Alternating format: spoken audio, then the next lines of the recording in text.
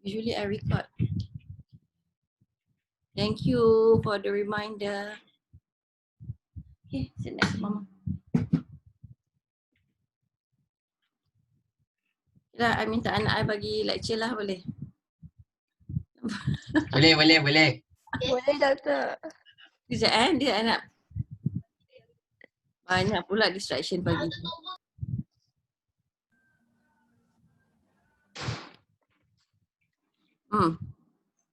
Oh, tak boleh. Nampak. Tak senonoh pula belakang tu. Okay lah. Adik nampak tak muka adik? Can you see please? Hai adik. Ni abang. Aduh, abang ke pakcik? Abang lah kan? Betul lah. Their cousins is like your age anyway. Okay, so pada tahap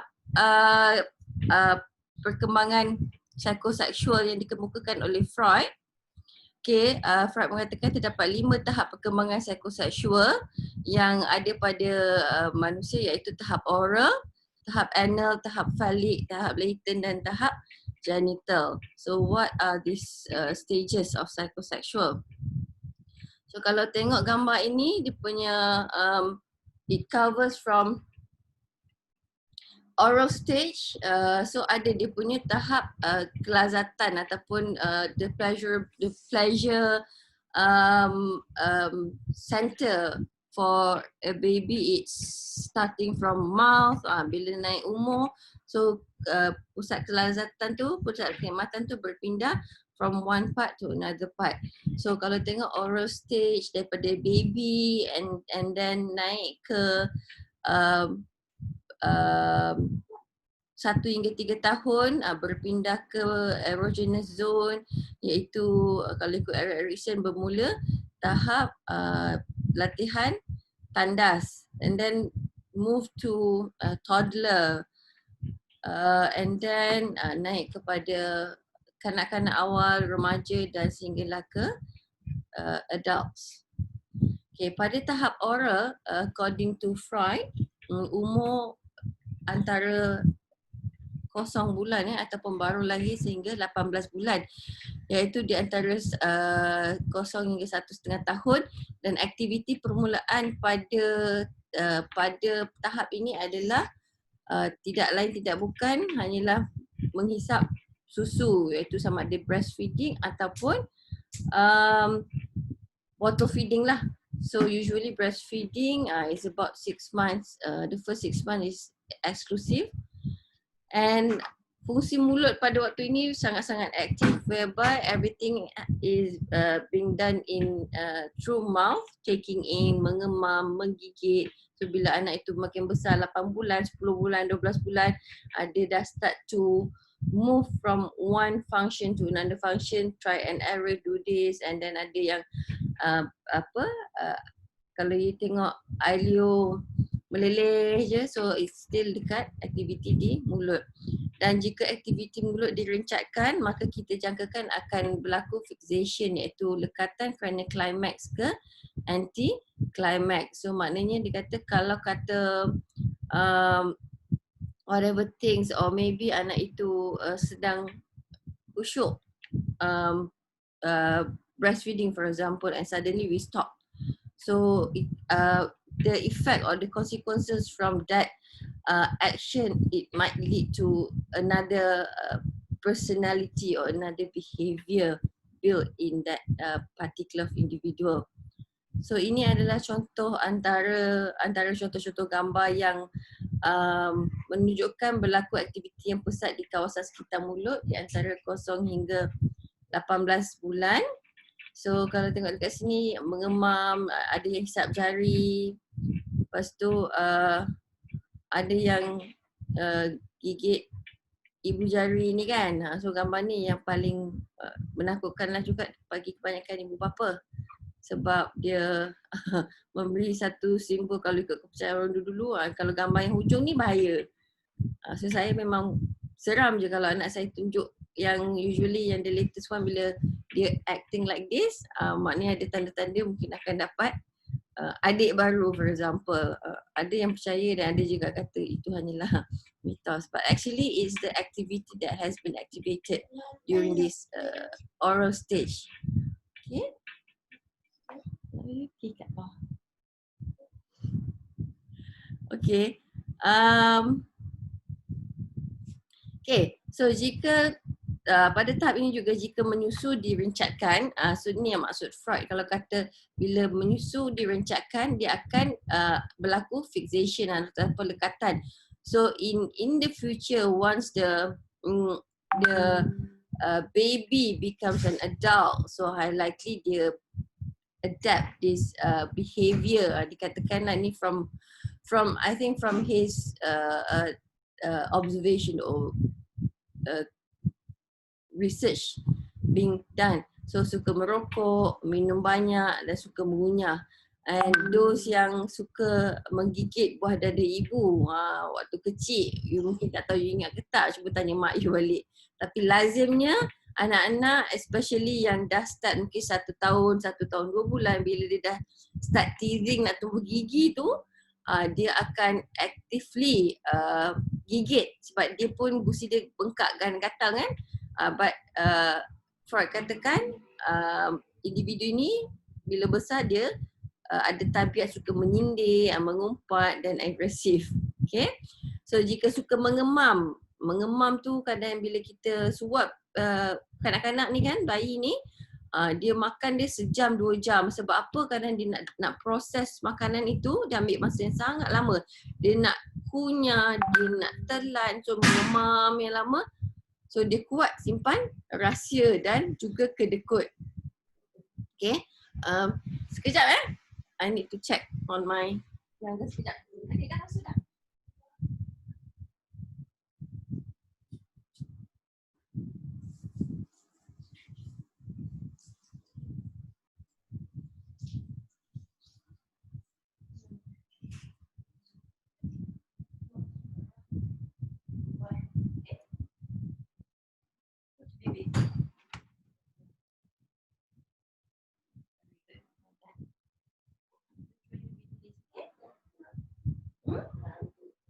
Okay. Mandi dengan mama nanti lepas mama habis kelas. Okay, I dekat atas sebab dekat bilik I. So my maid, the rest of my kids kat bawah. So tak ni. Okay, so jika suka meludah, individu ini dikatakan seorang extrovert dan rasa rendah diri. Okay. Okay, pada tahap anal, masa anal adalah di antara umur 1 tahun ke 3 tahun. So from oral, it moves to anal. Dan kanak-kanak ini semakin membesar dan pusat kenikmatannya juga berpindah daripada mulut ke dubur ataupun anus, tu yang dipanggil anal stage. So aktiviti penting pada waktu ini adalah membuang air besar dan juga air kecil secara berdikari secara sendirilah. Maknanya kita guide anak-anak kita started to learn all this self-control technique pada stage ini. So pada stage ini juga amat penting jika berjaya kita mendidik atau kita mengajar anak kita untuk self or toilet train, so maknanya dia akan berlaku dengan baik. Okay, so ibu bapa gembira apabila bayi mereka dapat melakukan aktiviti pembuangan najis dengan sempurna, dan apabila ia gagal, ibu bapa akan menunjukkan emosi negatif. So kesannya akan menjadikan anak itu seorang yang pemalu. So anda just bayangkan nak mendidik anak untuk toilet train tu dia ambil masa, bergantung kepada kesediaan, the readiness of the particular of child to ready on pampersless lah. So maknanya kita kena banyak-banyak sabar, at the same time kita kena always like encourage anak kita. Dan dugaan atau cabaran paling besar apabila anak itu tiba-tiba dia melepas di kapet, di sofa ataupun tak sempat masuk toilet, dia dah lepas, so menyebabkan kita rasa macam kadang naik angin, rasa nak marah semua kan. So nak marah kita mungkin ada ibu bapa yang cubit ataupun yang herdik, yang tengking, itu yang akan menyebabkan anak itu terkesan dari segi emosi. Bukan dia tak cuba nak kawal tetapi dia tak sempat. So kalau kita tak ada peneguhan ataupun penggalakan yang konsisten, maka aktiviti toilet train itu tidak akan berjaya ataupun tidak akan berjalan dengan lancar, ataupun proses itu memberi pengalaman yang tidak indah pada anak itulah, pada kedua-dua. So bila besar, high likely anak itu untuk rasa nak mengawal dan nak build that self control tu is not easy as compared to anak-anak yang melalui fasa toilet train dengan berjaya. Macam pengalaman saya mempunyai 6 orang anak. Anak-anak saya automatically naik 3 tahun, maybe like 2 weeks before 3 years old, saya akan start to toilet train. Maknanya kita bagi tahu yang okay, kalau nak wiwi pergi dekat toilet, so kita create lagu nak wiwi, macam-macam lah, kita kena kreatif kan.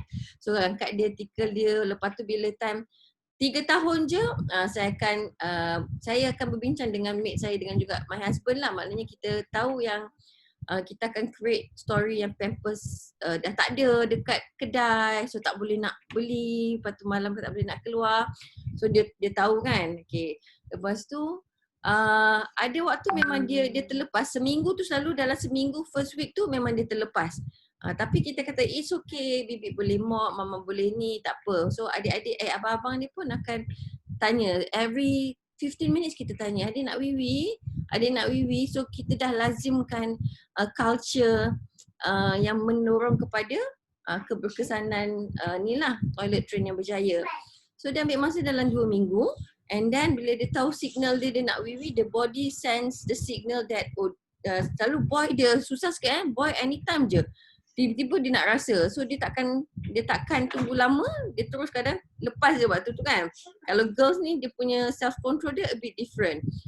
So boys ni kita kena selalu tanya, and then dia dah pandai, dia dah tahu bila dia nak, ataupun bila daripada minum milk, minum susu, kita akan tanya after 10 minutes, dia nak wiwi, dia kata nak. So kita berlari. So bila kita berlari ke toilet tu macam kita buat competition. So kita kena create that ambience. Okay, you are the winner, yay. Masuk dulu toilet. Lepas tu the moment dia naik ke tandas, ke toilet bowl tu pun is an achievement for them. Because they can naik, physically kecil, dia nak naik toilet bowl orang besar tu perlukan effort, motor skill semua. So kita puji dia waktu tu. So starting from business kecil, iaitu buang air kecil, sampailah dia berjaya buang air besar, which is kadang ada anak yang susah sebab buang air besar tu biasanya mereka buat di Pampers, dan kalau anak saya dia akan mencari satu bucu yang dia anggap toilet untuk dia meneran dekat situ. So saya masih lagi, so anak saya baru 3 tahun, baru dia naik 3 tahun, so nak train anak tu membuang air besar dekat toilet masih lagi dalam proses. Kan? So kalau anak ini tak berjaya melalui tahap anal dengan positif, dengan galakan, dengan ni, bila besar itu mungkin high likely dia membentuk personality yang negatif lah, maknanya yang very self control wise is very low probably. And penjaga bayi menerapkan peraturan menggunakan tandas, kebersihan dan kerapian. Okay, macam kita explain, okay, lepas dah wiwi, okay, kena basuh bersih-bersih. So awal-awal kita basuhkan dulu, make sure ambil sabun, basuh ajar dia, and then lepas habis keluar toilet, dia kena basuh tangan supaya tak kuman. Sekarang kita gunalah alasan COVID, nanti coronavirus, so kita kena basuh and everything. So we educate anak-anak kecil ini. Dan sikap terlalu keras oleh penjaga semasa menguruskan kanak-kanak membuang air besar akan mewujudkan sikap negatif dan menentang pada diri kanak-kanak itu. Mungkin juga dia rebel. So bila kita look back of how do we act on something, it must related with something that we have gone through during our childhood phase kan. Dan sikap terlalu memberi peluang mengatur sendiri menyebabkan kanak-kanak juga bersifat ragu-ragu pada diri sendiri dan tidak yakin. Okay. Manakala pada tahap ketiga, iaitu tahap falik, antara umur 3 hingga 5 tahun, kenikmatan kemudian from mulut pindah ke dubur dan dipindah ke arah kawasan kelamin, the genital parts. Okay. So 3 hingga 5 tahun, bayangkan baru nak menganjak toddler, kanak-kanak memberi perhatian kepada perbezaan anatomi lelaki dan perempuan dan mengaitkan dengan kegiatan seksual. Okay. So kalau anda perasan, especially the boys, anak-anak lelaki ni, at this age they started to curious of what is the organ sexual that they have in their body. So ada juga anak-anak kecil ni yang ada habit pegang dia punya organ sex di depan orang, di rumah ke dan sebagainya. So kita kena educate juga, kena kalau boleh kena cegah habit yang orang tengok pun nampak tak indah kan. Okay, dan kanak-kanak lelaki mengagungkan ibunya sebagai sumber bagi segala bentuk kasih sayang, memperoleh kasih sayang. Semua dia nak mandi, macam ni lah, nak mandi dengan mama, nak tidur pun dengan mama, nak makan pun nak mama suap, everything semua bersama ibu. Okay. Dan menurut Freud, kanak-kanak menurut Freud, kanak-kanak lelaki pada tahap ini bukan sahaja jatuh cinta kepada ibunya, malah berkeinginan mengadakan hubungan seks dengan ibunya. So situasi ini dinamakan sebagai Oedipus complex. So this is partly because of the feelings or the events or the experience that Freud lalui waktu kecil. Ingat lagi, ayah dia seorang yang sangat garang, mak dia seorang yang sangat lebih. So of course you akan lebih dekat dengan, lebih senang dengan mak. Adik dia buat apa? Nak pupu. Okay. Sekejap, I have to stop sekejap. Ada emergency nature's call. Bila doktor. Sekejap, I kena panggil BBI. Nak pupu dia tak pakai pampers lagi tu. Sekejap. Mana mama nak mute kan? Mute.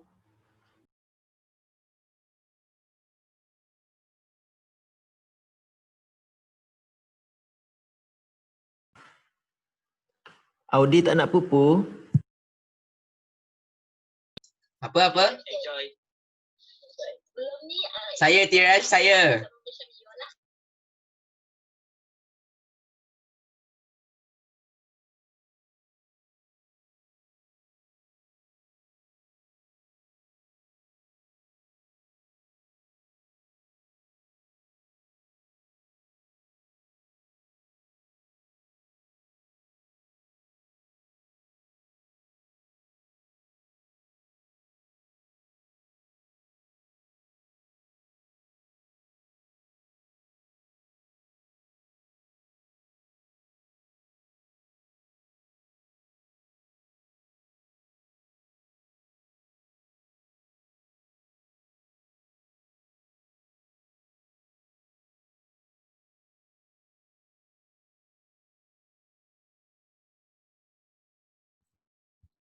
Okay, sorry.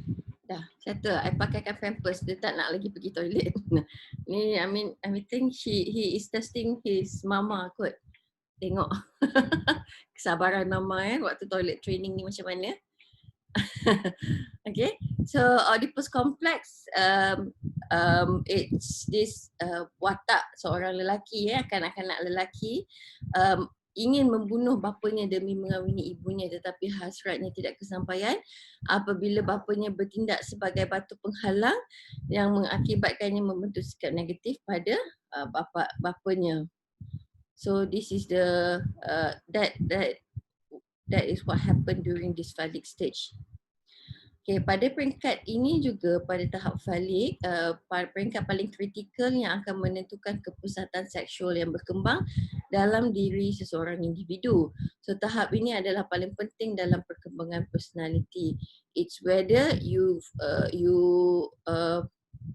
have your child to be on the right gender track or the other way round. So maknanya kalau anda tengok dekat sini kan, ni dekat di UK. So dia dilahirkan sebagai seorang kanak-kanak perempuan yang sangat comel. Tapi towards dia membesar, dia memilih untuk menjadi seorang yang maskulin. Okay? Sama juga yang di sebelah kanan ni, yang sekarang gambar terkini mungkin lagi dahsyat lah. Kalau you all follow kan. So awal-awal sekolah menengah nampak manly lah, memang lelaki, tetapi bila dia besar mungkin dengan dia berperang dengan dia sendiri kan, so menyebabkan dia menjadi seorang wanita yang jelita, wanita. Barang dengan hormon ada ke doktor? Bila banyak juga cocok hormon yang dia sebab nak sangat menjadi seorang wanita tulen, so memang banyaklah hormon-hormon wanita yang masuk dalam badan beliau kan. Tapi nalurinya asalnya mungkin daripada kecil wanted to be the opposite gender. Sebab itulah kita kata peranan ahli keluarga dan peranan ibu bapa tu sendiri dalam membentuk personality anak-anak. Okay, tahap latent ataupun tahap pendaman bermula ketika kanak-kanak itu berumur 6 hingga 12 tahun. Dan kehendak seksual terpendam dan tidak aktif. So kalau tengok dekat sini 6-12 tahun ni, yes, waktu yang dia bermain, dia aktif bermain dengan rakan-rakan sebaya, dengan peers kan. So especially waktu ni kalau tengok boys, dia main dengan boys. Bila boys ni bila cakap pasal perempuan memang tak minat, tak ada macam ada lagi rasa nak berkawan dengan kawan yang berlainan jantina. So pada waktu ini juga kanak-kanak ni penuh dengan suasana menguatkan sifat serta ciri kelakian ataupun kewanitaan. So boys always be boys, nak nampak masculine, nak nampak the tough one nak nampak yang champion kan. Pantang dicabar main-main, terus rasa macam I'm a boy. So itulah umur macam ni kan. Dan penuh dengan keupayaan berkawan sesama rakan, sama ada dari jantina lelaki ataupun perempuan. Okay. So the last stage in psychosexual Freud adalah pada tahap genital, dan kanak-kanak berumur 12 tahun dan menyaksikan dorongan-dorongan seks yang tenang semasa tahap latent kembali bergelora. Maknanya when you reach adolescent and some of the kids already experience puberty, so pergolakan emosi, pertambahan hormon yang pengaktifan hormon-hormon seksual itu menyebabkan they started to have all this thinking, all this functioning. So kelenjar-kelenjar kelamin mula berfungsi dan membawa kanak-kanak ini ke alam remaja, puberti. So terdapat unsur cinta incest ke arah cinta heteroseksual yang tidak incest, mana kanak-kanak berusaha memilih objek cinta yang berbeza alat kelamin. So ini lumrah So itu yang kalau kata cinta-cinta monyet, dia bermula dari sinilah bila individu itu dah memasuki tahap genital, cinta-cinta monyet, nak bercinta, nak couple ke, lepas couple you ada, sekarang budak-budak ada crush lah kan. Saya mula tak tahu juga crush tu apa. Ada kawan saya ingat lagi lah, anak kami dah habis UPSR pun baru dia tahu crush itu adalah orang yang tak suka dekat kita. Sebenarnya crush tu adalah Shock sendiri. Shock sendirilah, tapi bukan shock sendiri, orang tu pun suka kat kita. Sebab tu saya kadang dengar juga bila anak saya ada makin tu, kadang dia bercakap berborak, kadang saya layankan jugalah bila balik sekolah dalam kereta kan. Oh yang ni crush dengan yang ni. Tapi saya tahulah juga crush tu apa. Tapi my good friend bila habis PSR tahun lepas, bila dah dapat result dah keluar, baru dia tahu. Selama ni dia ingat crush tu adalah orang yang tak suka dekat anak dia lah. Tapi yelah, bila kanak-kanak ni kan 12 tahun, dia orang bercerita lelaki ke perempuan ke, kita we have to make it as we have to bukan kata tolak mentah-mentah, tak boleh lagi, bukan maksudnya. Kita dengar percakapan dan kita layan juga, tapi ada batasannya lah. Maknanya kita kena remind kadang it's good that you have this feeling. Sebab risau juga kan kalau kita anak saya lelaki tiba-tiba dia tak minat langsung dekat perempuan kan tu pun satu masalah dunia juga kan sekarang ni. Sebab mungkin banyak sangat saya berjumpa dengan lelaki-lelaki yang memilih objek cinta yang sama. So I have to play my part to not to encourage but to appreciate their feelings of maybe suka dekat someone ataupun bercerita pasal this girl kan. So ini masa dia, maknanya as a parents pun kalau kita terlalu strict, itu mungkin dia akan mencari jalan lain untuk nak explore, which is not good. Okay. Okay. Kuat pula bawa ikan bilis ni, saya nak masak nasi lemak. Apa ni? Okay. So ini adalah summarization of Freud, teori psychosexual Freud. Anda boleh baca. Okay, so next the component that has been introduced by Freud is this one, is defense mechanism. So defense mechanism are coping techniques used in the wake of any threatening situation. So defense mechanism juga, it's something that we can assume or we can define as what are the coping styles that we usually do in dealing with any issues. Okay, so ada beberapa jenis mekanisme bela diri. Nama Melayu dia adalah mekanisme bela diri. Selalu dalam banyak-banyak itu anda guna yang mana? Kan? Kalau contohnya, kalau di rumah kan, waktu anak-anak saya I found out something. Okay, siapa yang buat ni, siapa yang buat all this mess? Anak-anak kecil saya yang kecil yang toddler kata, entah tak tahu tiba-tiba je ada. So ayat standard tiba-tiba je ada tu dah jadi macam it's a joke. So nobody dares to admit it. So itu adalah contoh defense mechanism. So cari jalan untuk nak bela diri lah daripada terkena sebarang action from the mother especially. Okay, contoh. Okay, so kalau tengok dekat sini, mekanisme bela diri, okay, we have repression, we have denial. I don't know, tak tahu, tiba-tiba je ada semua nak deny. Projection, how do we project balik kepada orang itu. We have reaction formation, kita bentuk reaksi kan. We have displacement juga. Sublimation, isolation, provocation behavior, rationalization.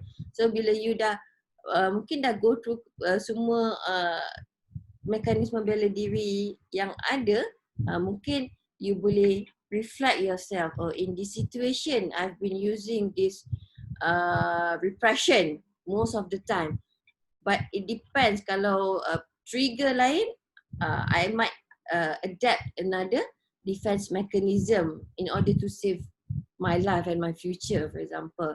So kita pergi kepada repression ya. Adalah kita menekan masalah ke bawah sedar, okay, the unconscious, but maknanya whenever we faced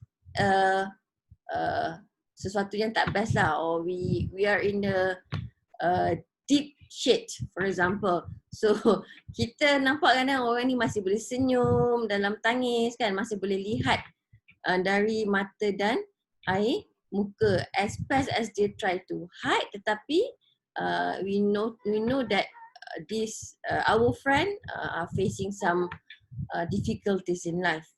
Okay. Denial, penafian ni saya rasa kebanyakan kanak-kanak lah, they use this bagi defense mechanism mereka, okay, bagi mengelakkan kerisauan atau unsur-unsur negatif yang lain dalam diri. Individu-individu ini menafikan fakta atau kejadian yang memang berlaku. Okay, projection, dia membalikkan keinginan atau kelemahan tu kepada orang lain dan individu lain disalahkan. Tak tahulah, dia lah tiba-tiba je kan, adik tak buat apa-apa yang ni. So dia project balik kepada orang itu. Okay, reaction formation, pembentukan reaksi. So tindakan ni berlawanan dengan kemahuan dan kehendak individu. Melakukan sesuatu tindakan yang berlawanan dengan kemahuan dan kehendak. Individu itu ada kelemahan, so untuk menutup kelemahan itu dia akan melakukan sesuatu yang berlawanan untuk memuaskan hatinya. Okay. So ada tak yang adapt or having this type of defense mechanism dalam pada kebanyakan masa. It's how we react to any events kan, dan kita nak tutup kelemahan itu demi untuk memuaskan hati kita lah.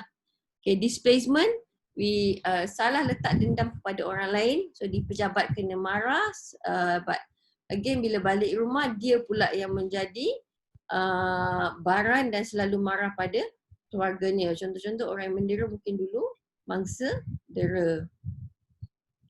Okay, sublimation, salut kekecewaan kepada sesuatu yang baik seperti bersajak, berpuisi, kan? Dia ni very puitis lah, very artist. So dia mungkin bila dia frust, dia buat lagu meletup pula lagu tu. So adalah salah satu contoh defense mechanism yang sangat sangat power itu. You can generate your own income juga actually by inilah bersajak ke berpuisi. Okay, isolation dia mengasingkan peristiwa dengan perasaan. So ada masalah tidak dikendalikan dengan baik, but rather to put aside. Okay, ini yang kalau kata di workplace setting for example, I'm professional. Professional in the sense you ada problems dengan you punya colleagues kan, tapi being that professional sometimes you can put aside whatever issues yang you berdua alami, but when it comes to work you act professionally kan. Provocation behavior, tidak dapat luahkan perasaan, so dia akan buat apa saja seolah berjaya untuk melahirkan perasaan dalam bentuk provokasi supaya orang buat sesuatu terhadapnya, orang marah terhadap dia. And rationalization, usaha mencari alasan ataupun rasional menerangkan sebab kegagalan, iaitu tekanan daripada kegagalan itu dapat dikurangkan. Konon kita being that rational type. Okay, so we lay out what are the possible causes and what are the solutions. So we try to rationalisasikan kenapa kita gagal untuk melakukan sesuatu. Okay, so bila kita dapat rationalisekan apa punca dia, kita terima, kita reda, kita yakin ada, there must be a reason, sedikit dia membantu dapat mengurangkan tekanan ataupun our uncomfort ataupun uneasy feelings about events yang kita lalui itu. Okay. Okay, so ini adalah contoh, nak menerangkan dengan lebih faham lagi lah kepada anda semua.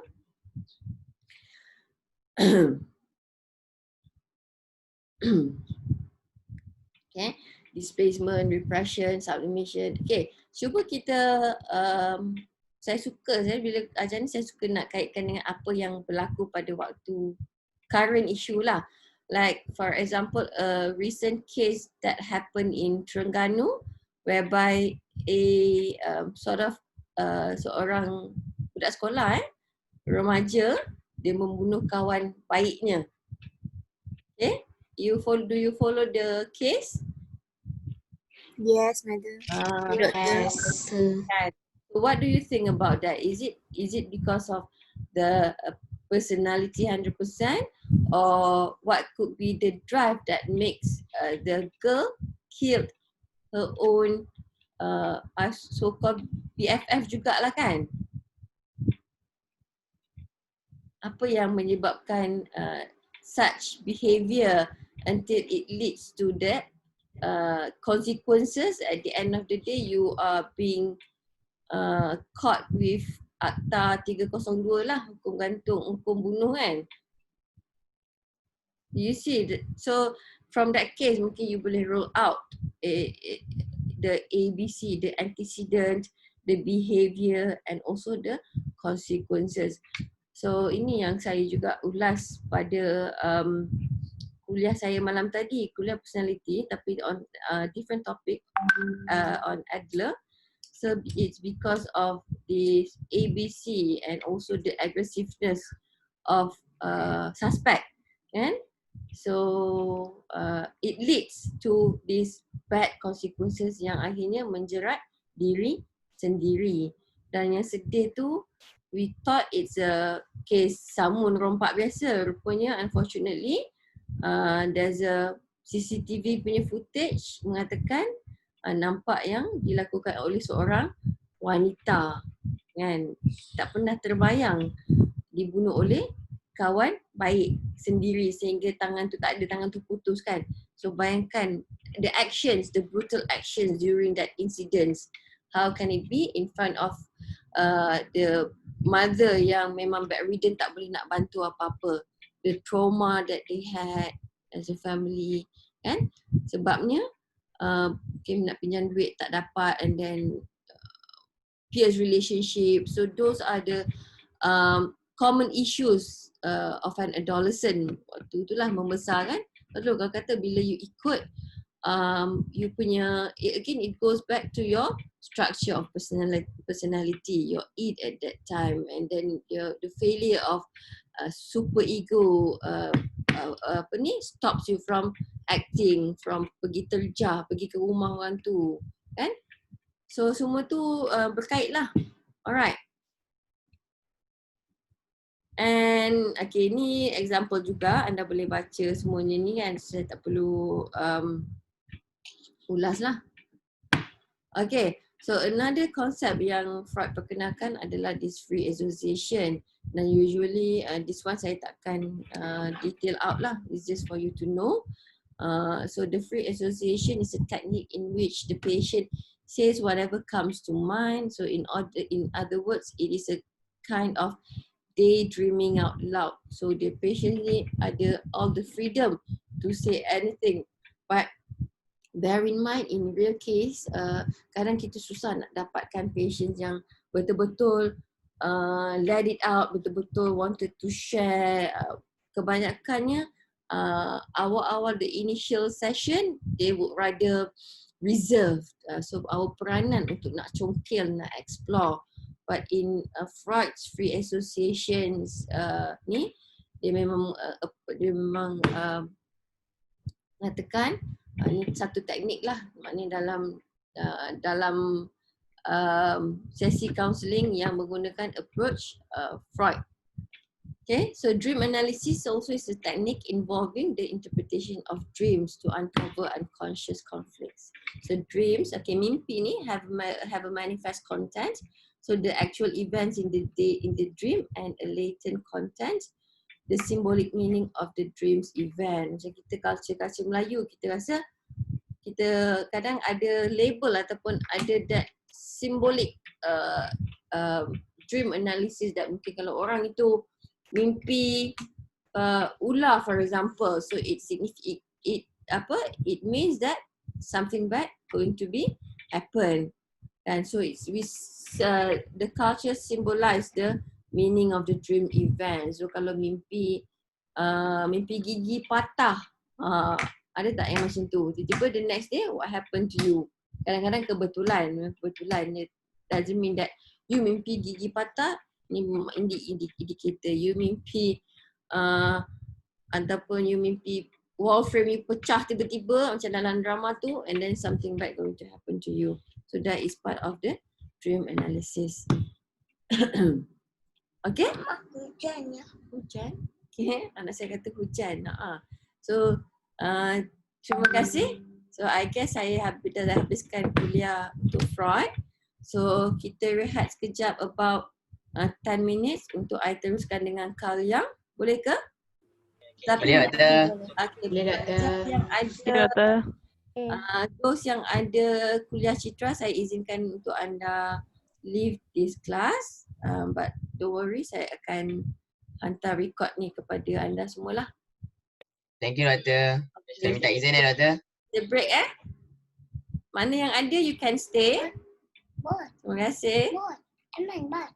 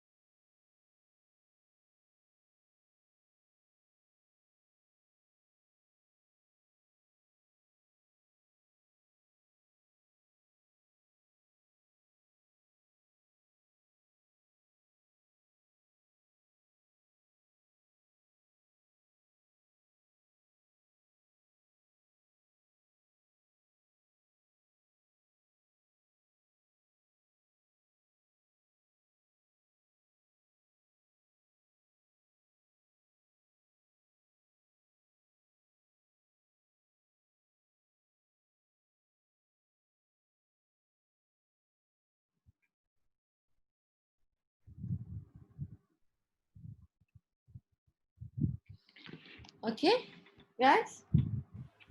So can we proceed with the next lecture? Okay, doktor. Finish cepat sikit lah. Sebab mungkin ada mana ada kelas ke, I pun ada meeting actually 11. Okay, so next will be Carl Jung, bukan Carl Jung, bukan Kejung Carl Jung sebutnya.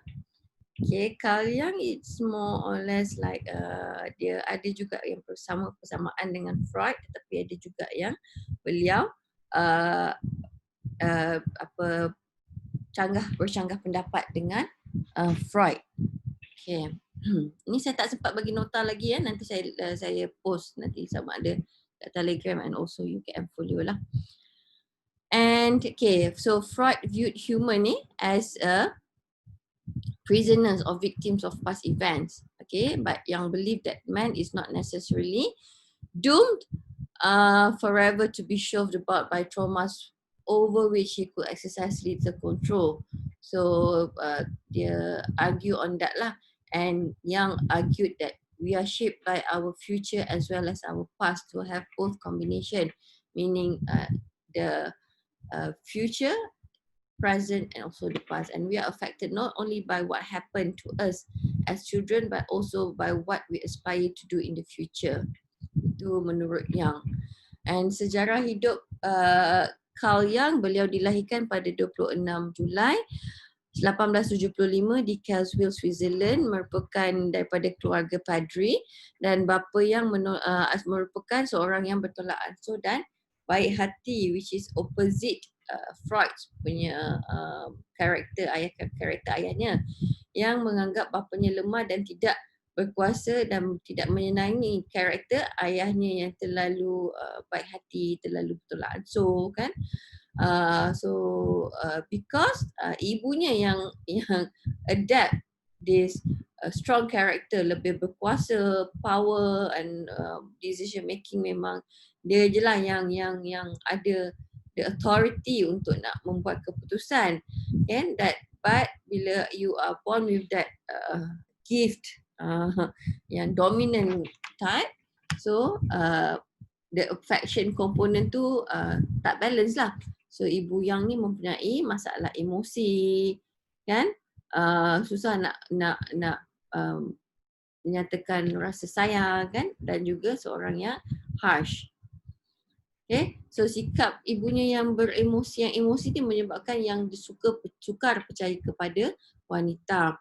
So Carl Jung sering bersendirian di dalam loteng rumah. Loteng rumah tu di dekat atas, tempat atas yang paling kecil. Selalu loteng tu digambarkan satu tempat yang gelap, yang macam jauh daripada, terpisah daripada persekitaran ataupun realiti.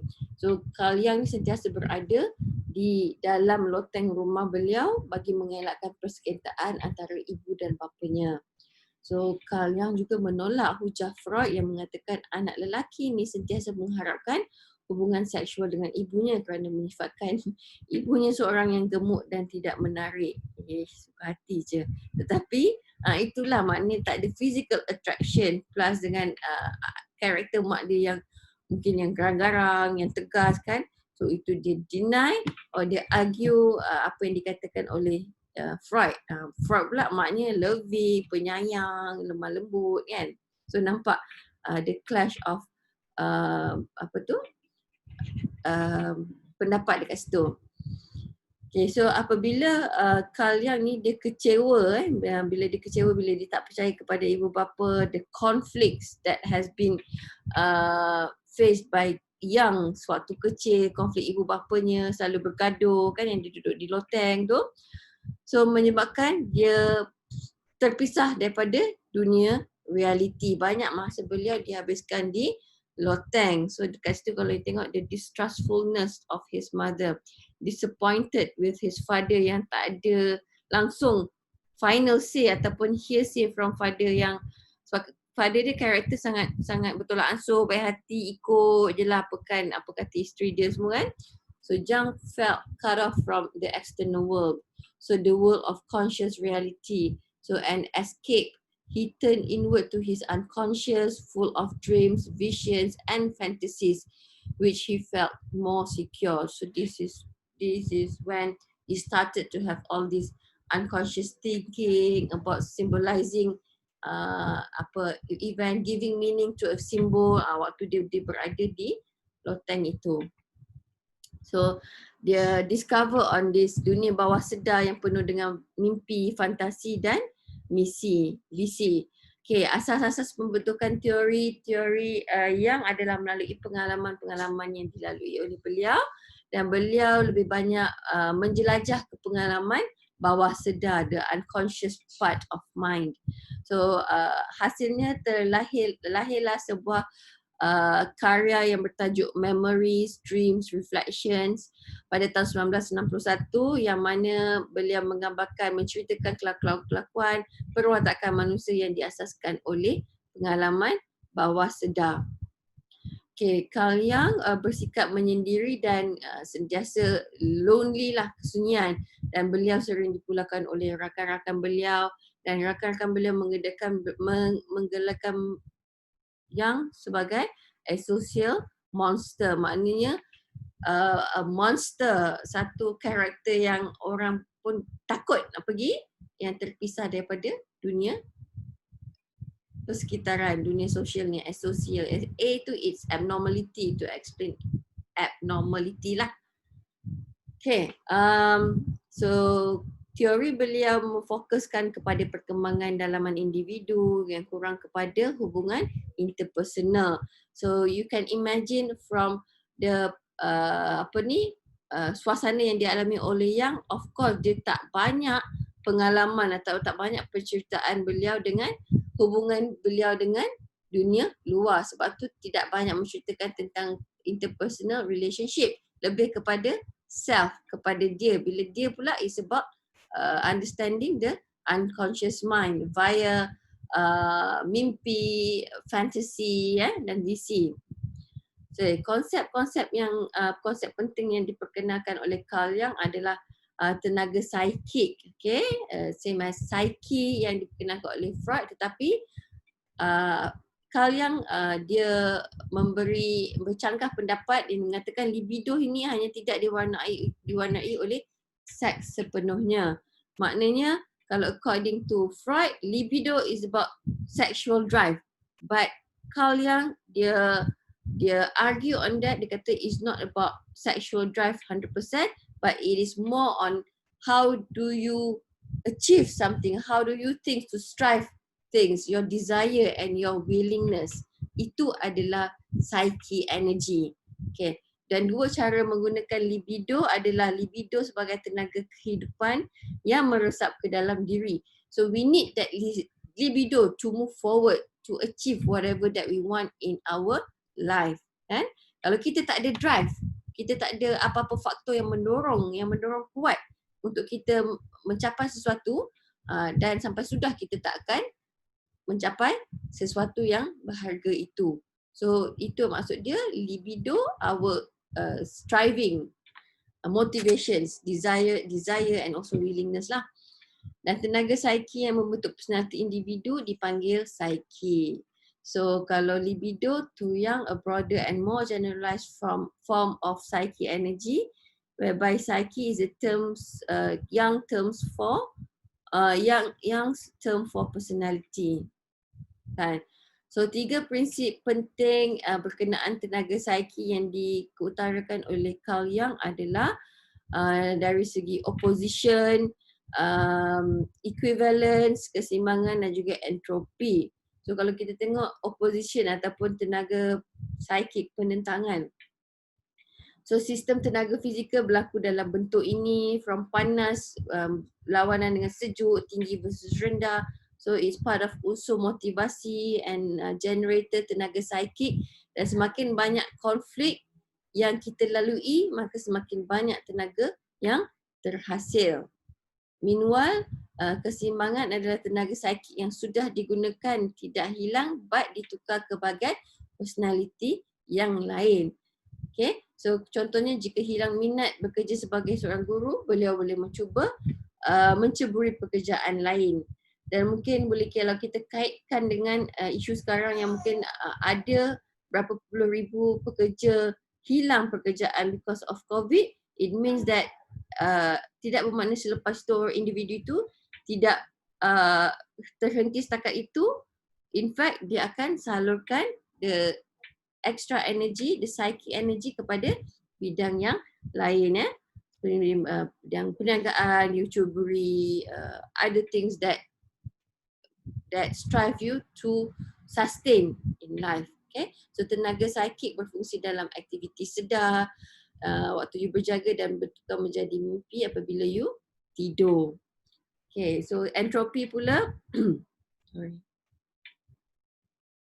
Entropi pula adalah proses persamaan pada kecenderungan tahap keseimbangan personaliti individu. So apabila objek panas dan objek sejuk didekatkan, bahang objek panas akan meresap ke dalam objek sejuk. Dan proses ini berterusan sehingga berlaku persamaan suhu antara objek. Okay.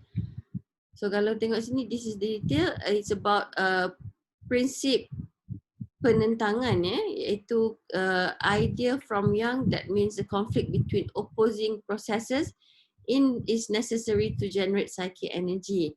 So every wish or feeling has its opposite. So this opposition, conflict between polarities, is the primary motivator of behavior and generator of energy. So the sharper the conflict, the greater will be the energy produced. Okay lah. Ni boleh baca lah tadi yang apa dah I sebutkan. Okay. So oppositions is for every good thought there is an equal and opposite back. So the clash between opposites powers the psyche. Okay. Okay, next is system personality. Kalau tengok sistem struktur personality, Freud adalah the id, ego and super ego. But in Carl Jung terdapat 3 sistem major dalam sistem personality manusia, mengatakan iaitu yang pertama ego. Okay, ego ni adalah the center of consciousness which carries out during our daily activities. So that is ego. Dan yang kedua adalah bawah sedar personal ataupun personal unconscious, di mana alam tidak sedar peribadi, yang mana pengalaman-pengalaman yang menyakitkan ditekankan ke alam tidak sedar dan kadang-kadang ia mengganggu dan boleh menjelma ke alam sedar. Kan? Dan bawah tahap ketiga adalah bawah sedar kelompok ataupun collective unconscious, adalah pengalaman-pengalaman yang berkisah mengenai bangsa, keturunan ataupun kaum yang diwarisi zaman berzaman. Okay, kita tengok. Okay, yang pertama, okay, ni pun summarization saya letak kat depan. Pergi dulu kepada ini. Okay, yang ego is the center of consciousness or the activities that we have daily. Center of consciousness, dan iaitu melibatkan pemikiran, apa kita fikir, apa kita rasa, apa yang berada di ingatan kita dan juga penerimaan kita terhadap sesuatu yang berlaku dalam kehidupan harian. Itu yang dimaksudkan dengan ego. Okay, manakala the collective unconscious, it contains archetype. Okay.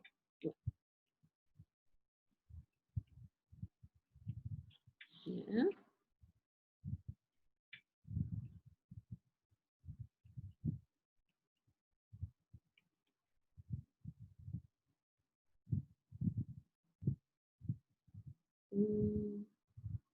Okay.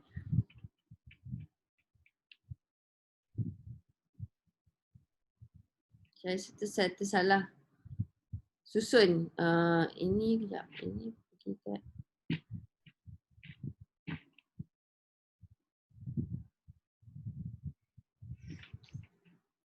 Okay. So this is still under ego. Kalau tengok dekat sini, ego melibatkan perasaan, pemikiran, ingatan, penerimaan kan. So according to Carl Jung, kita ni terdiri daripada 8 jenis. I mean like we hold to a different types of psychological types. So apa yang dimaksudkan dengan Carl Jung tentang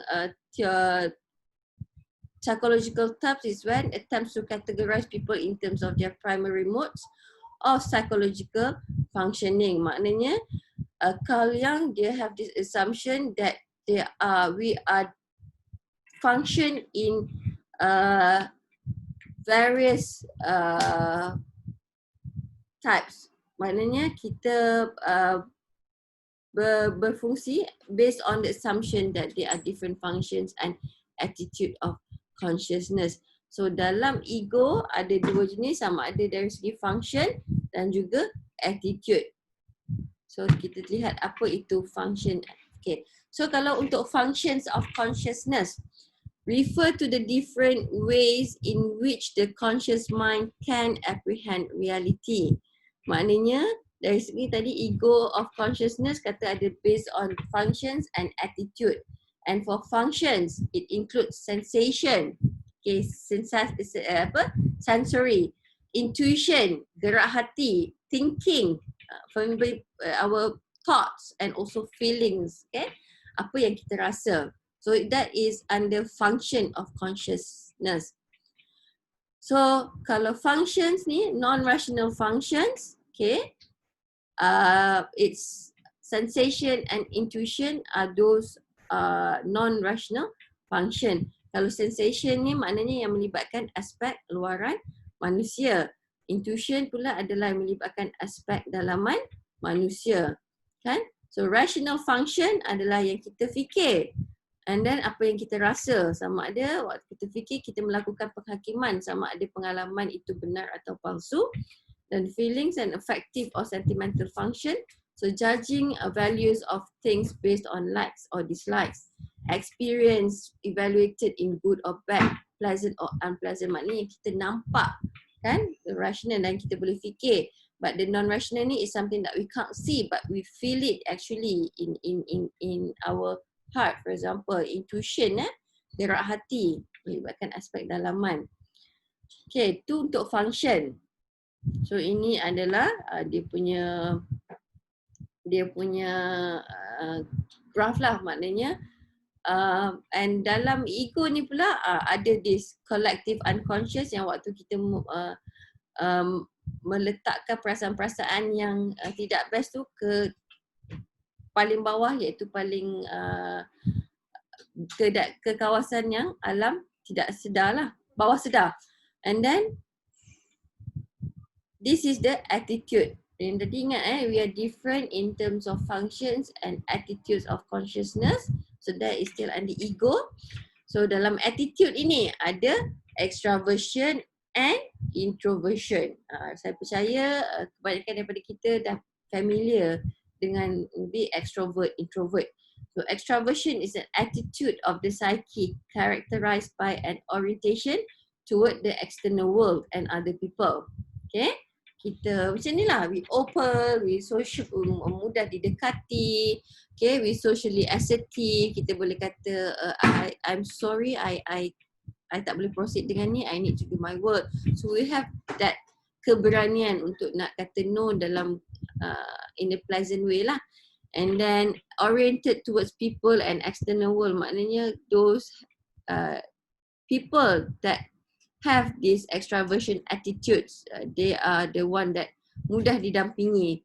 And introversion pula, typically they are more reserved, less outgoing and less sociable, often shy and smaller circles of friends, and are less likely to thrive on making new social contacts. Okay? So kalau tengok dekat sini, ni introverts often enjoy solitary activities like reading.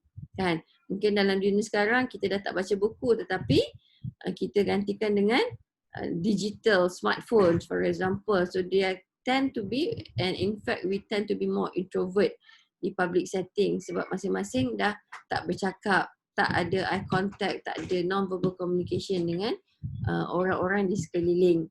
And in fact extroverts typically thrive in large groups. Okay? Okay, so kalau anda tengok dekat sini, ni yang kesimpulannya, the four functions of consciousness, the ego. Maknanya, functions is these four, the feeling, sensing, thinking and intuition. kan. So the two judging functions kan, the non-rational and then the rational function.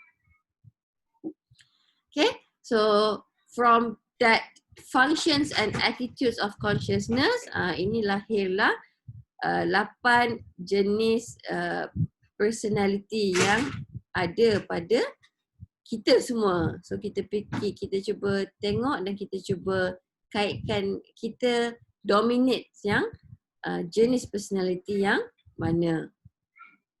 Okay, so kalau anda tengok dekat kolom belah kiri, the psychological type, maknanya bila cakap tentang jenis personality yang ada pada kita, kita mestilah harus mempunyai the function and also the attitude. So function, it has 4 functions, and attitude 2 major attitudes lah. It's either you are extrovert or you are introvert. Oh, okay. Hai sayang, mama ada kelas tau. Abang jangan bising-bising. Nanti student mama dengar. Thank you. Baring tak apa. Okay. So datang pula nombor 5 I nak main dengan adik dia. Main best tak? Tanya main best tak sorok-sorok semalam, main hantu-hantu lah. Okay, so kita tengok in terms of extroverted thinking. Siapa yang sini dia rasa dia extrovert? Kan? Ada juga yang datang pelajar datang kata saya ni introvert doktor, tapi saya nak take up this challenge to lead this project. Cakap okay, which is good. Okay, so extroverted thinking. So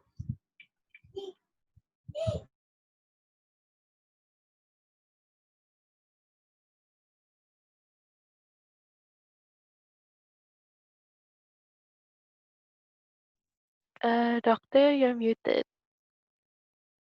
Dia tengah cakap dengan anak dia. Oh, okay.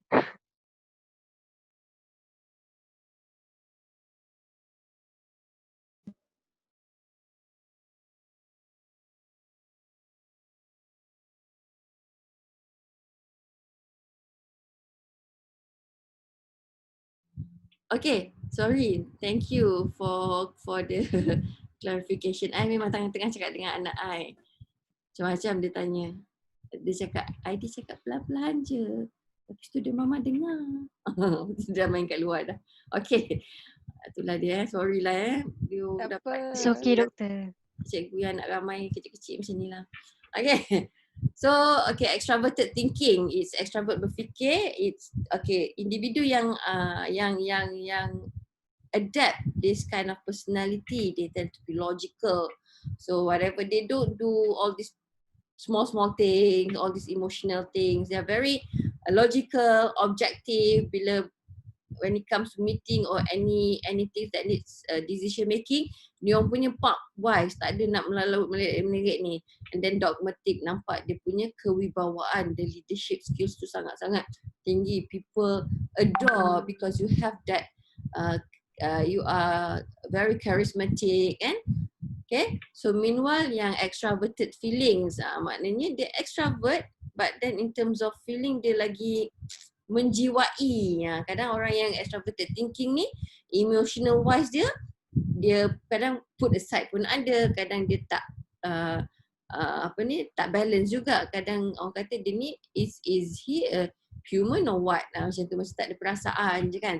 So extroverted feeling ni dia lebih emotional, lebih sensitive and sociable. And then wanita cenderung memiliki personality jenis ini. Okay, extroverted sensing, outgoing, pleasure seeking, adaptable, kan? So dia lebih menderai. So extroverted, intuiting, okay, creative, able to motivate other and to seize opportunities, kan? Meanwhile, the introverts, ada juga introvert thinking. So maknanya this 4 function, it must have this, is either extrovert ataupun introvert. So we are a mix of this. Tapi yang paling mana banyak dominate kita punya personality. Tu maksud dia. So introverted thinking, sukar berkongsi idea dengan orang lain, beri fokus kepada pemikiran berbanding perasaan. Bersendirian, tumpuan memahami diri sendiri berbanding orang lain, kan? So introverted feeling, dia lebih reserved, okay?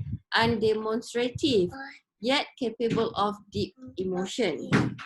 Introverted sensing, outwardly detached, expressing themselves in aesthetic pursuits.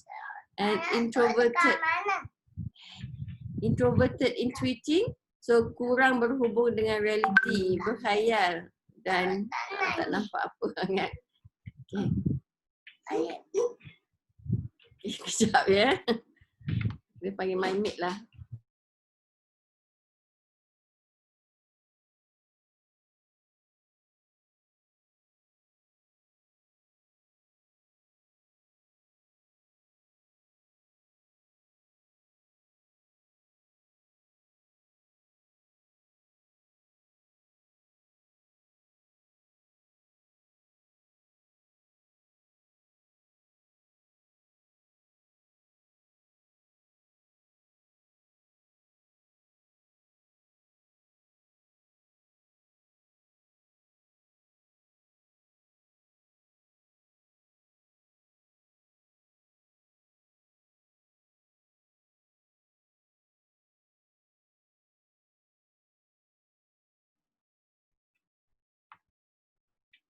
Okay, alright. So itu, that's about ego, unconscious, consciousness. So now we move to komponen yang kedua dalam sistem personality according to Carl Jung, iaitu komponen personal unconscious, bawah sedar personal. So merupakan bahagian teratas ataupun ya. Sorry, nak tanya soalan boleh tak? Pasal tadi, yang personality tadi. Okay, apa dia? Is it possible for us to change? Maksudnya kalau kita dari macam kita tadi kan ada thinking, feeling, intuitive itu. Boleh? Can that change from one to another as Yes, we grow? It can change. It depends on the environment that you lived in. Sebab tu personality ni, it's about 70% of it depends on your environment. Sama juga macam kalau mental illness kan. So 30% it's your genetic, whether you inherit or tak. Kalau tak inherit, kalau you duduk dalam environment yang tak conducive, yang memberi lagi tekanan kepada you, yang trigger you to be that negative thinking person, so high likely you can develop any kind of mental illness lah.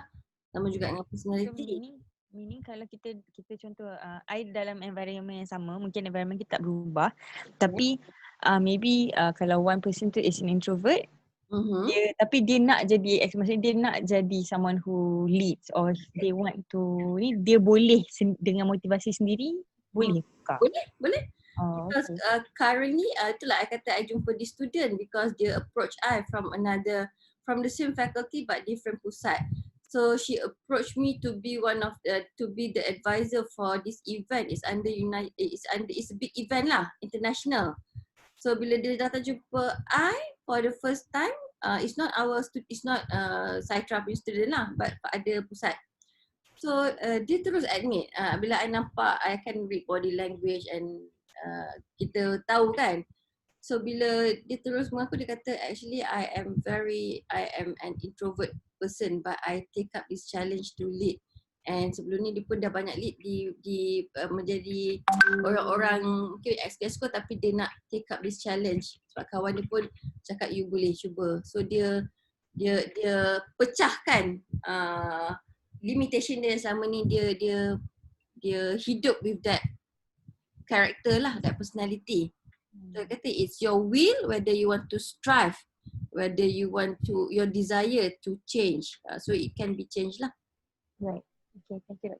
Okay, welcome. Thank you for the question. Siapa yang tanya tadi? Saya Iliani. Iliani. Okay. Alright. Sebab tak nampak muka, nampak 5 kerat je kat sini. I pun ada anak juga in the background, so saya tutup. Okay. Anak tu pun belajar juga. personal unconscious is about dia merupakan bahagian teratas ataupun superficial. So apabila individu mendapat pengalaman baru, ia disimpan di dalam fail bawah sedarnya. Okay, so pengalaman-pengalaman baru ni macam contoh kita boleh kaitkan dengan kita lah. Kita once kita step out from high school and then masuk matric, atau masuk diploma and then sekarang ni masuk universiti. So kalau masuk universiti ni the moment you pergi masuk ke UKM, you daftar di fakulti, you pergi ke pusat, you pergi dewan kuliah, itu adalah pengalaman-pengalaman baru. Kemudian ia disimpan di dalam file di bawah sedarnya, dan apabila terlalu banyak file yang disimpan, dia akan turn into complex. Okay? Dan kompleks ini adalah emosi, persepsi, memori dan harapan. So in this case, whatever that we have gone through in our life, so we have this huge complex yang mana asalnya daripada satu orang kata storyline ataupun storyline lah, satu script. So bila kumpul banyak-banyak pengalaman menjadikan banyak file dan akan turn into complex, kan? So apabila kompleks terbentuk, kelompok itu tidak lagi menjadi pengalaman bawah sedar, ia dimendapkan ke bahagian yang lebih bawah, iaitu individu kadang tidak lagi menyedari perkara itu. So kompleks kejayaan mempengaruhi manusia supaya tekun bekerja serta membentuk kemahiran baru. Okay? Dan kompleks juga berasal dari zaman kanak-kanak dan pengalaman ketika dewasa. And how does our parents shape us, didik kita untuk menjadi apa yang kita adalah, apa yang kita sedang build up sekarang ini. Those from the pengalaman-pengalaman lalulah. Dan bawah sedar kelompok ataupun the collective unconscious, iaitu bahagian paling bawah ataupun paling berpengaruh dalam pembentukan personality. So diwarisi daripada generasi ke generasi tanpa disedari, dan pengalaman lampau merupakan asas kepada pembentukan tingkah laku manusia. Okay, so di dalam collective unconscious ni, it has this terciptalah archetype, iaitu pengalaman-pengalaman zaman purba yang dirangkumkan di bawah sedar kelompok, dijemakan dalam bentuk image-image dikenali sebagai archetype. Dan image ni berbentuk universal dan bersifat umum. So kelihatan jelas dalam bentuk mimpi dan fantasi. So this is what had Young come out during his life, most of his time di loteng, kan? So dia banyak kerja-kerja yang berkaitan dengan visi, fantasi, mimpi. So jenis-jenis archetype ini antaranya adalah persona, anima dan animus. Persona ni mask, kan? Okay, topeng. Anima, animus ni yin and yang. Okay, bayangan is the shadow archetype dan kendiri is the self archetype. Okay, so archetype ni is explanations to explain one's personality based on a symbol. So there are 4 major archetypes.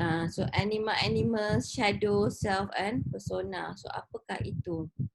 So kalau kita tengok, archetype persona adalah satu topeng muka yang dipertontonkan kepada orang lain untuk menggambarkan kita ni adalah berbeza daripada apa yang kita sebenar. So kita berselindung di bawah, di sebalik topeng yang nampak cantik, sedap dipandang, nampak very unique ataupun something that we want other people to see us. But hakikatnya kita bukanlah seperti apa yang orang lain lihat. So kebaikan persona ini, apabila orang ni memakai persona and then they can achieve success. So dapat menyesuaikan diri dengan orang. Maknanya mungkin dalam setting yang memerlukan dia menunjukkan dia credibility, so dia kena gunakan topeng yang lain. Mungkin dia kena hide segala weakness, mungkin personality yang tidak baik itu. Baik, keburukannya apabila kita anggap persona sebagai refleksi, iaitu personality sebenar kita, kita menafikan diri kita sebenar. Okay, For example lah, ni lah banyak muka dia print kan, ada terkejut, ada ni. So dia this particular individu, dia akan pilih je which persona yang dia nak pakai ataupun dia nak sarungkan pada mana-mana ketika keadaan yang dia lalui pada hari tersebut lah. Okay, arketip anima dan animus merujuk kepada manusia bisexual. So dari sudut biologi, setiap jantina mengeluarkan hormon bagi dirinya dan bagi jantina berlainan. So dari sudut psikologi, setiap jantina mempamerkan perwatakan, sikap dan temperamen pada jantina berlainan. Okay, so psikik wanita mengandungi aspek maskulin. So it's the opposite gender, opposite sex gender. So kalau psikik wanita mengandungi aspek maskulin dikenali sebagai arketip animus, manakala psikik lelaki mengandungi aspek feminin yang dikenali sebagai arketip anima. That's why anima and animus. So the yin and yang symbol illustrates the complementary sides of our nature.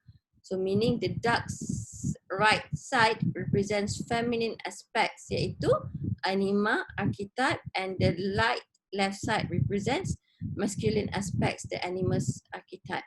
So the dot of the opposite color in each portion indicates the expression of the characteristics of the opposite archetype. Okay.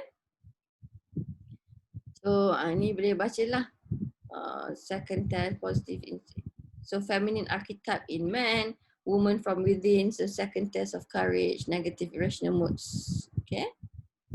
Meanwhile, this is animus, masculine archetype in woman, positive reason and logic. So negative side is the irrational thinking and illogical opinions. So appears in dreams, visions and fantasies in personified form. So archetype bayangan mengandungi basic primitive animal instincts, okay? Iaitu dari segi sumber positif ni, individu ni dikatakan kreatif, beremosi, spontan dan perlu dikembangkan kerana memberi manfaat kepada individu tersebut. Manakala sumber negatif perlu mengatakan the behaviours that society considers evil and immoral reside in the shadow. So the dark side of human nature must be tamed if people are to live in harmony. Okay. Manakala self-archetype pula terdiri daripada aspek penyatuan integrasi, harmoni dan personaliti secara menyeluruh, memenuhi hasrat kehidupan utama individu, kendiri bertindak memberi dorongan, motivasi bagi memajukan diri, bergerak ke hadapan dan hanya berlaku pada peringkat umur pertengahan dan wujud peringkat merancang dan membina matlamat hidup. Okay. So from Carl Jung's theory terhasillah salah satu psychological assessment being developed in 1920s oleh Catherine Cook Briggs and Isabel Briggs Myers yang dikenali sebagai MBTI, iaitu Myers-Briggs Type Indicator. Okay, di mana penilaian ujian penilaian personality ini based on 8 jenis personality yang dikemukakan oleh Carl Jung yang meliputi the attitudes of introversion and extraversion. So MBTI is widely used for research and applied purposes, for example, employee selection and counselling. Dalam work setting lah digunakan untuk pemilihan pekerja. Okay? So kalau contoh-contoh dekat sini is when you have to meet strangers, do you find it pleasant or at least easy? So if you take A, it indicates that you are an extrovert person. Okay, kalau you take something that takes a good deal of effort, so the system can sort of read you as an introvert person. Sama juga macam bila you nak masuk ke UKM, you buat on psychometric test, dia ada component of the psychological types, yeah. So sensing, do you usually get along better with imaginative people or realistic people? So nak tahu you punya intuition macam mana, insight you macam mana kan. would you rather be considered a practical person or ingenious person? Yang banyak menggunakan intuition. Okay, thinking of feelings, items, dan dalam MBTI which of these two is higher compliment? If he is a person of real feeling, which indicates the feelings, the extrovert feelings, or he is consistently reasonable. So dia banyak menggunakan thinking to decide on something rather than being emotional. Okay, so do you more often let your heart rule your head? So lebih kepada perasaan ataupun your head rule your heart. Okay, so which one is more objective for that extrovert thinking person? Okay, so itu saja untuk kuliah Carl Jung. Dia lebih kepada the three system major of personality, the ego, collective unconscious, dan personal unconscious, kemudian the 8 psychological types of human, and then apa lagi, the archetype that represents the uncollective unconscious lah. Okay, so kalau tak ada apa-apa kita jumpa minggu depan. Okay, saya nak tanya lagi sekali, ni live. Andai katalah kalau saya buat kuliah pada waktu malam, would that be okay for you guys? Yes, Okay. I really like night classes. Okay, doktor. Saya lah terkejar-kejar nanti. Tapi tak, sebab saya fikir kadang siang ni buat you, sebab ini cabaran juga sebab kelas tahun 1 ni you banyak ambil kursus citra, kursus bahasa, kursus ni, kemudian ada extracurricular activity semua kan. Dan saya juga di pihak saya tak dapat untuk nak buat kelas waktu petang sebab saya terlibat dengan kursus yang untuk pejawatan saya lah. Dan kursus tu adalah wajib. Dan jika saya tangguh yang ini, saya tak tahu bila lagi saya boleh ambil ataupun bila dia akan buka. Kan? So saya terpaksa juga korbankan waktu saya dan waktu anda semualah. Tu kadang saya terfikir ke nak buat malam, tetapi saya tak nak juga kalau dapat any comments from you guys that you don't agree on doing class at night sebab dia dah di luar waktu kuliah, waktu belajar kan. Tapi Okey je, doktor. kalau malam you all tak ada kelas dan you all free, then I rasa we can consider doing at night. Cuma saya lah kalau nak conduct kelas malam memerlukan pengorbanan waktu malam saya lah kan. Doktor, Aha. kalau malam tu hari Rabu lah. Malam hari Rabu. Okay. Oh, saya ada kelas juga. Okay, macam ni. Saya akan berbincang dan minta pendapat Dr. Suzy, Dr. Suzana. Kalau ketua program memberi izin, insyaAllah kita boleh buat malam. Sebab saya rasa majority of you guys tak ada kelas, tak ada apa-apa waktu malam kan? Yes. Betul. Selain dia tidur lah. Okay. So mungkin kita boleh consider Rabu malam, tapi saya kena consult dulu Dr. Suzana dan I'll get back to you. Okay? Okay, Doktor. Kita jumpa insyaAllah minggu depan. Doctor, I have a question. Oh yes, what is it? For the group assignment, like we have to make a video. Can we just choose any theory that we are learning in the syllabus, or will you be providing like the title? I dah letak dekat UKM Folio. There are 5 theories.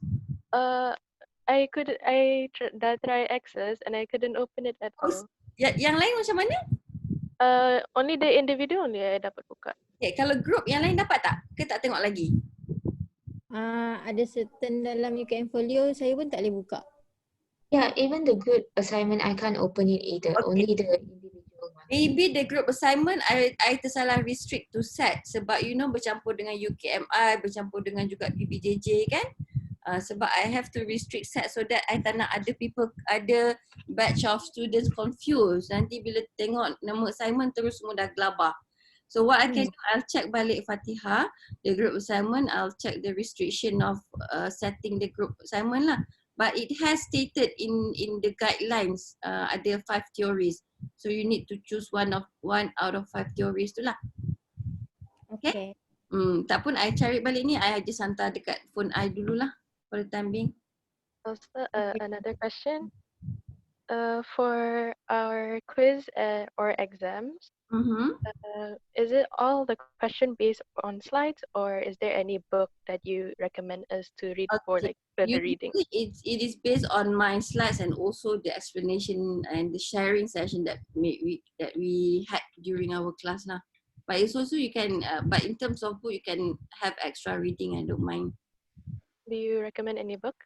Yeah, actually during a previous class, a previous session, I will encourage my students to buy the reference book, but because of this MCO and COVID thing, so as for now, there'll be no book, but I don't mind any one of you to purchase any book with regards to personality.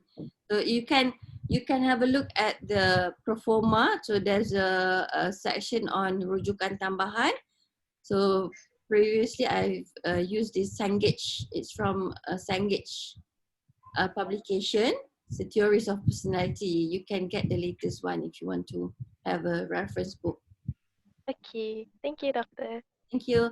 So I'll see you guys next week because I have a meeting at 11. I need to freshen up. And then I have, this is my first day for that khusus. Khusus yang I can attend tu lah. Good luck, Doctor. All the best, Okay, Doctor. Doctor. Good luck. Good luck. Thank you. Thank you. So I'll see you next week. Bye-bye. InsyaAllah. Bye, Doctor. Thank you. Thank you, Doctor. Thank you, Doctor. Okay, bye-bye. Thank you, Doctor. Thank you, Doctor. Assalamualaikum. Salam. Bye, Doctor. Bye-bye. Doctor, Yeah. when will you send the recorded video? Okay. I try to do it if I have free time because to convert, I try to send it directly to upload it directly to UKM Folio, but I think the system support. Yeah, the space. The space. So I dah post one kuliah at my YouTube channel, actually my personal channel actually. So you can have a look. Nanti I bagi dia punya link lah. Okay, no problem. Okay. Thank Alright, you. thank you. Alright, okay, bye-bye. Bye, Doctor. Bye-bye.